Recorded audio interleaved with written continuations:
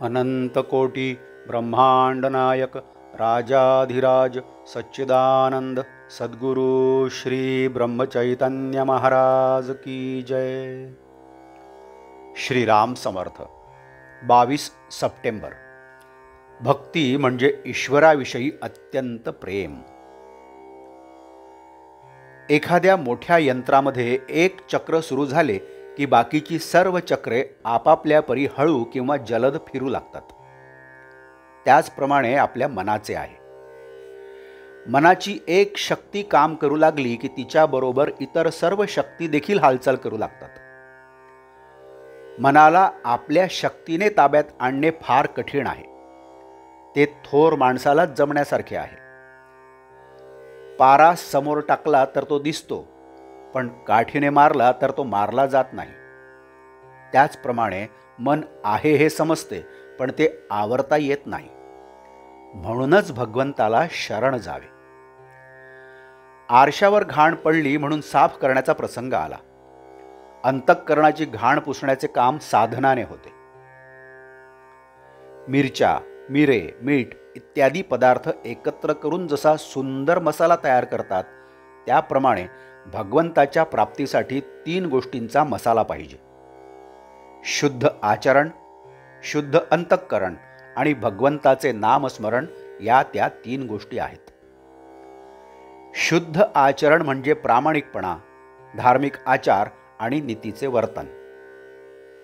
शुद्ध अंतःकरण म्हणजे अभिमान नसणे, द्वेषमत्सर नसणे आणि सर्वजण सुखी असावेत अशी भगवंताची प्रार्थना करणे।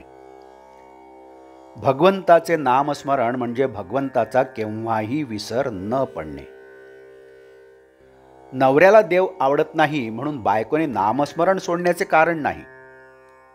तिने नाम घेतले तर पत्नी धर्म सोडला असे होत नाही। मनात येणारे भलते सलते विचार हे नामाच्या प्रेमाला आडकाठी करतात। त्यांचा बंदोबस्त करण्याचा उपाय म्हणजे या विचारांना थाराच देऊ नये म्हणजे झाले। एक मोठा पोलीस अंमलदार चोर पकडण्यात हुशार होता।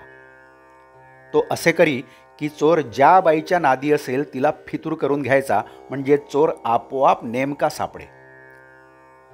त्याचप्रमाणे आपले मन जिथे गुंतते तिथे भगवंताला ठेवला की मन आपल्या ताब्यात आलेच म्हणून समजा।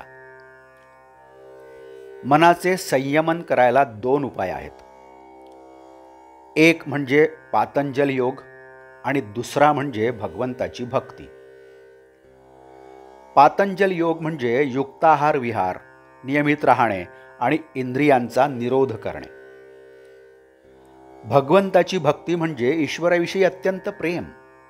या प्रेमाची साधने कोणती तर भगवंताचे नामस्मरण, त्याचे कथा कीर्तन, माधुसमागम आणि त्यातल्या त्यात सद्गुरूची कृपा ही होत।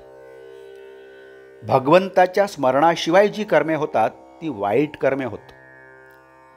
कोणताही खाण्याचा किंवा पिण्याचा पदार्थ भगवंताचे नाम घेतल्याशिवाय खायचा नाही असा नेम ठेवला तर नाम आपोआप येते। कोणत्याही परिस्थितीत आपण नामस्मरणापासून ढळूच नये। जो नामात प्रपंच करील त्याचा अभिमान नष्ट होऊन त्याला सुखासमाधानाचा लाभ झाल्या वाचून राहणार नाही। आजचे बोधवाक्य: अनावर मनाला नामाचे ओंडके बांधावे म्हणजे भगवंताचे प्रेम येते। जानकी जीवन स्मरण जय जय राम। नमस्कार। आपण या चॅनलला नवीन असाल तर कृपया सबस्क्राईब करावे ही विनंती। आपण या चॅनलला अजूनही सबस्क्राईब केलं नसेल तर आपण सुद्धा सबस्क्राईब करावं ही विनंती। या चॅनलला लाईक करा, शेअर करा, कमेंट्स द्या। बेल आयकन दाबायला मात्र विसरू नका। धन्यवाद।